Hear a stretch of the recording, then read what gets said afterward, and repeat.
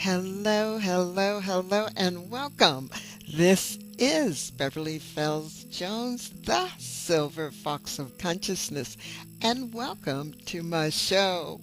I am an author, speaker, seminar leader, and on this show, I talk about how to expand your world of thought, explore the world of positive thinking, law of attraction, and consciousness from many points of view. I intend to share with you information that enlightens and empowers you in your life because I want to encourage you to think in the positive, and I want to show you that miracles can happen because I truly believe that you have been given the power of the word and thought to create the life that you desire. So I want to welcome you, those of you who are subscribers, back. I want to welcome you who are new to the channel. So if you like what you hear and you put into your life some of the things that I talk about, please, I encourage you to subscribe, hit the bell, and share this information very much. And oh yeah, the other one is hit the like button. I listen to some other channels and I listen to them talk about subscribe, like, share. Yes, we do that so that we get introduced to other people through Google, because when you hit that like button, when you share, when you do those and subscribe, Google says, oh, let me share this with other people, which is probably how you found this location. Now I've talked too much with this intro, because today I am continuing on my Catherine Ponder journey from her book, The Prosperity Secrets of the Ages. And today is her chapter called Your Occult Power for Success. Now, as I've been going through these, some of them I've pretty much gone through the entire chapter. But as I go forward, I will be sharing information because I want to encourage you to buy the book, read the information, highlight, and put into your life this information that I'm sharing with you. And by talking about this, I give you my personal insight into what I'm reading. So this chapter is over 20-some pages long. And I'm going to give you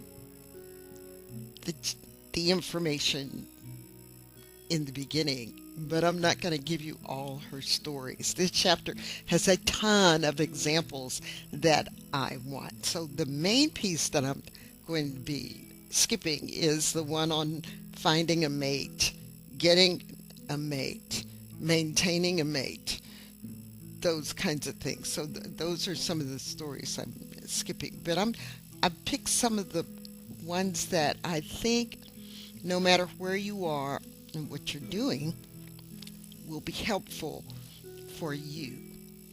So, Your Occult Power for Success, picturing from Abraham. And this is chapter 8. In the 12th chapter of Genesis, you meet the man who became the Bible's first millionaire, Abram, later called Abraham. From him you can learn certain ancient secrets that can lead to your own greater wealth. Abraham's life began in the Babylonian city of Ur. Historians tell us that Babylonians were very advanced in many ways. By their ingenious techniques in agriculture, commerce, and finance, Babylon's citizens became the richest of their era. They understood financial principles through which they developed ideas for insurance, savings, home ownership, and investments that are considered sound and worthwhile by financiers of today. Into this advanced and prosperous civilization, Abraham was born and grew to adulthood. Then he went to Canaan, and he was still under the influence of the Babylonian government. Now we see that the story of Abraham begins when God told him to get out of his old country and go to a new land, which God showed him. A land which the Lord promised to bless him and make him great. And this was taken from Genesis, the 12th chapter. When you want to experience success in life, you need to get out of the old country or your old state of mind. I love that. You do have to change. Change your mind, you change your life. Change your eating habits to a cleaner method of eating habit, and your health improves. Your weight drops. Lots of great things happen when you get out of the old country or out of your old state of mind, she says. You leave the old country as you release negative thought patterns, old, limited ideas and attitudes, doubts, fears, resentments, prejudices, criticisms. Now, this is me talking. How many of these, when I read that, did you think about your criticisms, your judgments? What are you afraid of? Where are you shrinking back from? Or limited ideas, or I have to do that because, my parents did that, or I can't do that because one of my favorite ones my mother used to say is, what will people think? Well, sometimes it doesn't matter what people think, because what you're doing and becoming is great, and you're doing good. And I emphasize you're doing good and honest and things that help you and those around you. So she says sometimes it is even necessary to release old relationships and old ways of living too, if they stand in the way of a higher viewpoint that is necessary for a better way of life. You rise out of that old set of circumstances into greater good when you dare to boldly try a new uplifting viewpoint.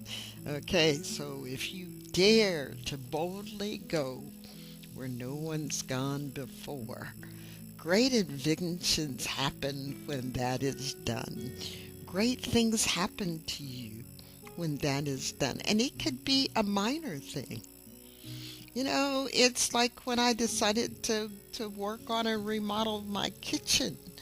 And I took on the task of taking off the doors and took them to this place called Dip and Strip.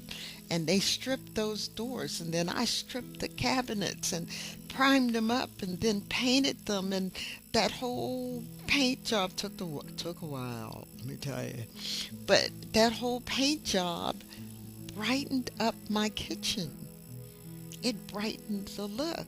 Now, you may not be thinking of that. You might be talking about job or some friends or relationships, but a tiny thing, well, that wasn't so tiny, but that thing like remodeling the kitchen or painting the kitchen or even cleaning out your room or cleaning the drawer in the cupboard, it changes the atmosphere. It lightens things up. So rise out of that old set of circumstances and into your greater good. So, her heading, a little known power for success. In Canaan, both Abraham and Lot became very rich in cattle, silver, and gold. We're in the chapter 13 of Genesis now. In fact, their substance became so great that the land was not able to sustain them. When strife arose among their herdsmen to keep peace in the family, Abraham offered Lot any land that he desired. Considering himself a shrewd businessman, Lot chose the fertile plain of Jordan, leaving Abraham with the hilly country near Hebron. At the time, it seemed that Abraham lost much by his generous nature. It was then that the Lord pointed out to Abraham an occult power for success. So this is where she got the name for this chapter.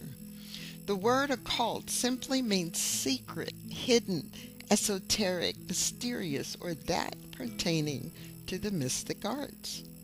The secret power for success, which was pointed out to Abraham, has been used since ancient times. The picturing power of the mind. Yes, the picturing power of the mind, the visioning, the imagination, the thought. If you close your eyes now and you think of a lemon, how big is that lemon? Is it round or oval? Does it have little dots on it? If you mentally put it up to your nose, can you smell that lemony smell? That's your imagination. That's being able to picture something in your mind. Now, some of us, we feel that picture of that lemon.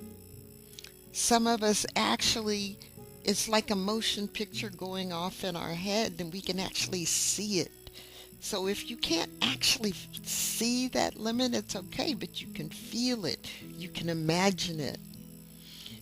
So in Genesis 13, verses 14 and 15, she writes, "Lift up thine eyes and look from the place where thou art, northward and southward, eastward and westward. For all the land that thou seest, to thee I will give it." So when it seems that someone has grabbed your goods, so like Lot took the fertile land, right? And so it was like, he took my good, the fertile land. I can grow stuff there, and I can, but here's what she's saying. When it seems that someone has grabbed your good or cheated you, when it seems that someone has gotten the best in a situation and you have gotten the worst, and when it seems that success constantly evades you, that is the time for you to look up from the rough circumstances where you are and picture your good in a big way. For all that you see will be given to you. Psychologists tell us that the picturing power of the mind is one of the man's strongest powers for success. They say that any picture firmly held in the mind is bound to come forth as a result. How often have you pictured failure and gotten it, when you might just as easily have pictured success and produced it? Your picturing power is one of the greatest success powers. You should boldly use it to create whatever you want in life. Boldly use it to create whatever you want in life, because what you constantly image, you will get. That which you think about all the time is that which will come to you. So she has one. Imagining money brings money to you. This is one of the ones I said I'd share with you, because this is always something we can use. A businessman first brought to my attention the success power of imagination. This man had gone through a period of severe financial privation and felt he could endure it no longer. Learning of the imagining power of the mind, he purchased some play money and placed the bills of large denomination in his wallet. Now I'm going to stop here, because I did a seminar on your money. And one of the things we do is we get play money and we put it in our wallets, and we go pretend shopping. It works. So let's continue with her story.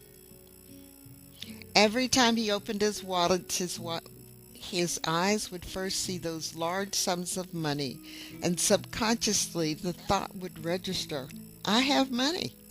It was a nice new thought for his subconscious, which had so often been fed the idea, I have no money. From this point on, he began to make more money as a salesman, and gradually he became quite prosperous. He feels that the turning point from financial lack to financial abundance came the day he placed play money in his wallet. This helped him to begin to, now listen to this, see plenty instead of lack. One of the things is that your imagination and your subconscious can't tell the difference between real money and that fake money.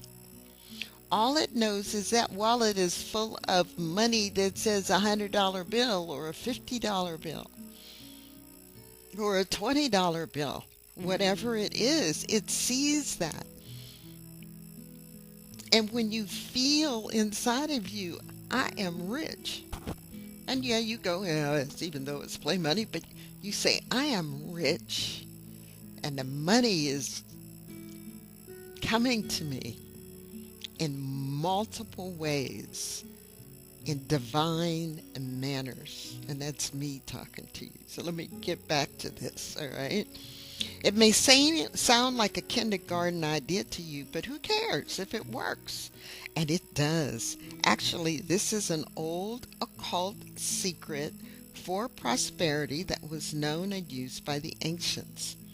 When they desired more money, they would sit in meditation, picture definite sums of money, and then demand of the universal substance, give this to me. Or give me this, as she says. They would picture definite sums of money over and over, day in and day out, until the money came to satisfy their needs in some way. I cannot recommend this method for producing more financial supply too strongly to you. It is a simple, easy, delightful way of expanding your imagining power to picture definite prosperity instead of lack. A housewife heard me lecture on this method for realizing greater supply. Afterwards, she said, I know that method works because many years ago my husband was not selling as he should, and he began to carry play money in his wallet. So this is like the other guy. Every night as he was relaxing after dinner, he would take certain denominations of play money from his wallet, usually sums of $50 and $100, and hold it in his hands, looking at it for some time. He would concentrate on one bill, which represented the amount of sales he wanted to make the next day. Gradually, he was able to increase his daily sales as he mindedly looked at larger and larger sums of play money in denominations of 500, 1,000, and 5,000. He still carries play money in his wallet, but now only in larger amounts of 10,000, 20,000, 50,000, and 100,000, since he has over the years moved into a much bigger sales bracket. Now, just be aware, the denominations of 1,000, 5,000, 10,000, they are not real bills here in the United States. We have up to $100 bill. They got rid of the $500 and $1,000 bill years ago.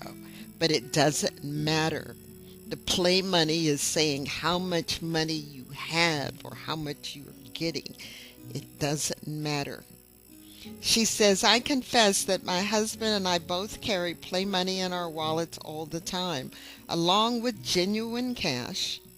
We find that when our cash is getting low, if we will take the play money from our wallets, look at the definite amounts and decree, I am receiving now.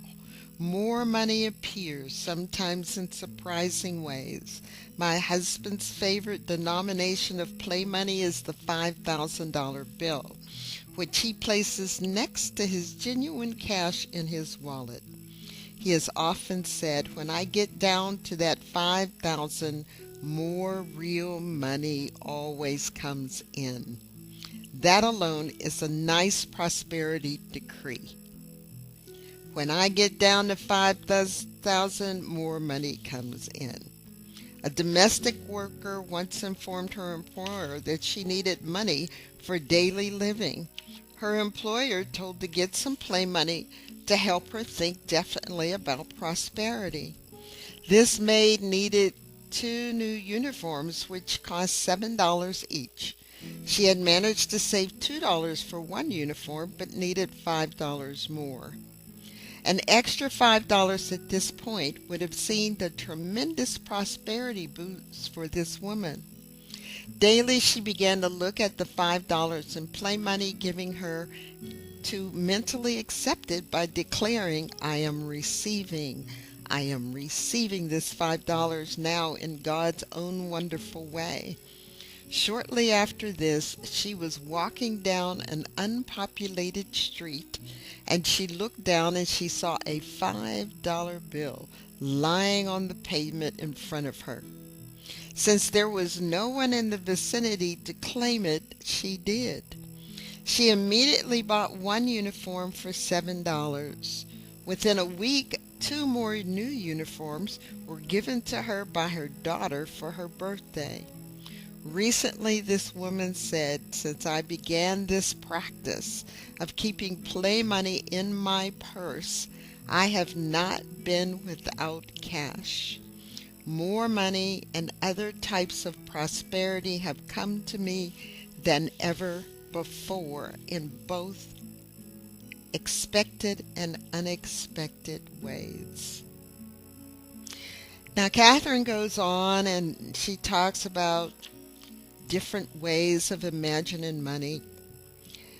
Then I talked earlier about the marriage. Widow marries through imaging.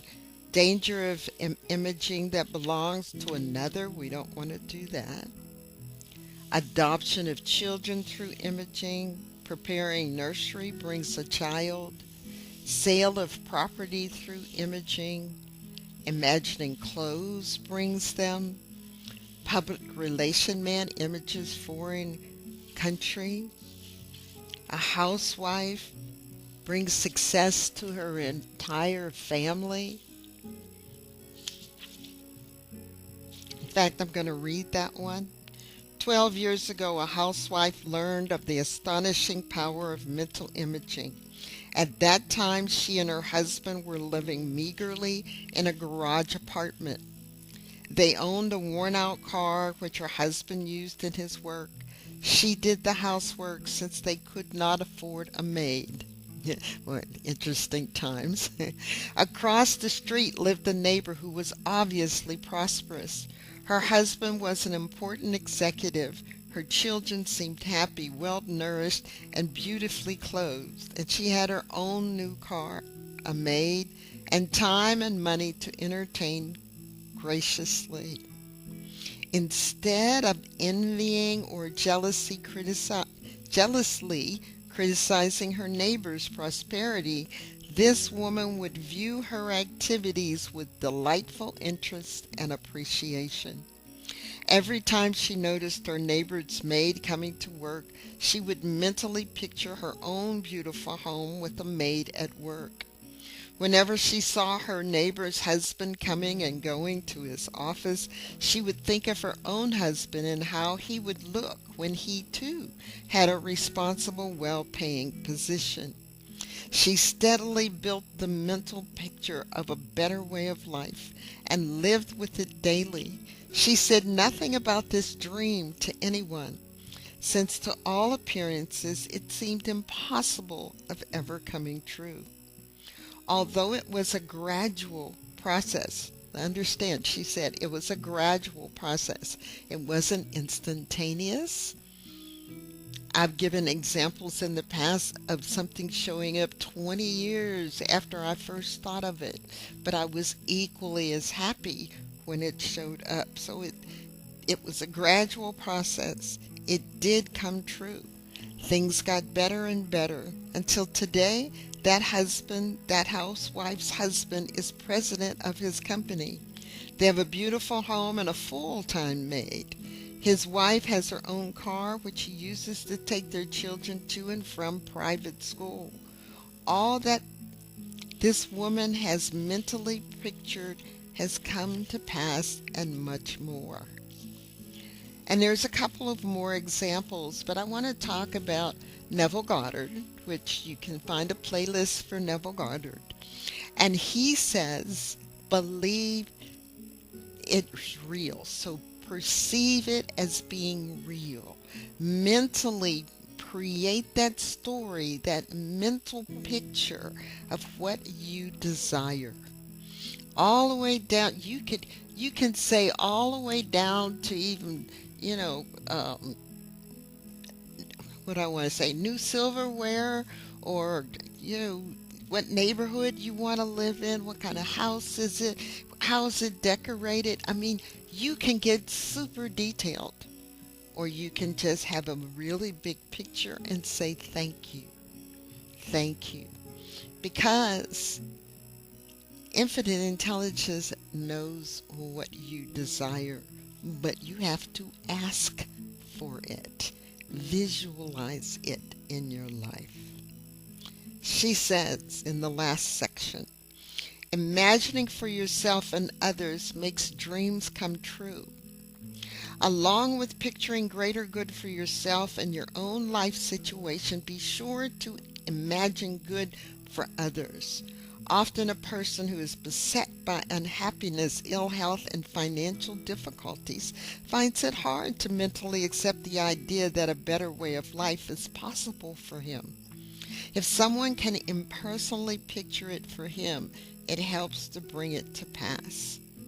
Where there is inharmony, picture love, understanding, goodwill. Where there is lack, picture abundance. Where there is ill health, picture wholeness. Where there is confusion, picture peace.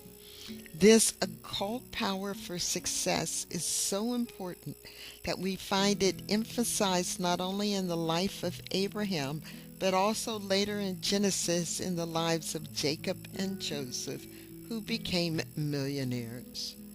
Your picturing power of the mind is your occult power for success.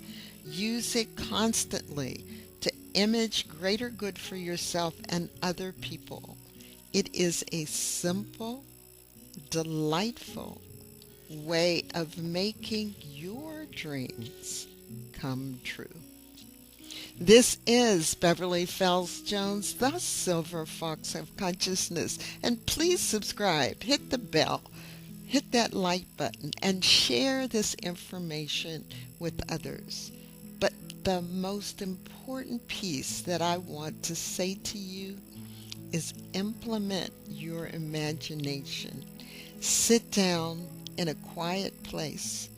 If you can't find that quiet place, sometimes years ago, to get away from the family, I'd go in the bathroom and close the door and lock it. They wouldn't bother me there. But you can imagine, find yourself a place, the closet. There was a movie called The Prayer Room, right? And woman had a room, but another woman used the closet. Whatever that peaceful place is for you, find it and imagine that which you desire. So as you have believed, let it be done to you, and I will see you in the next video.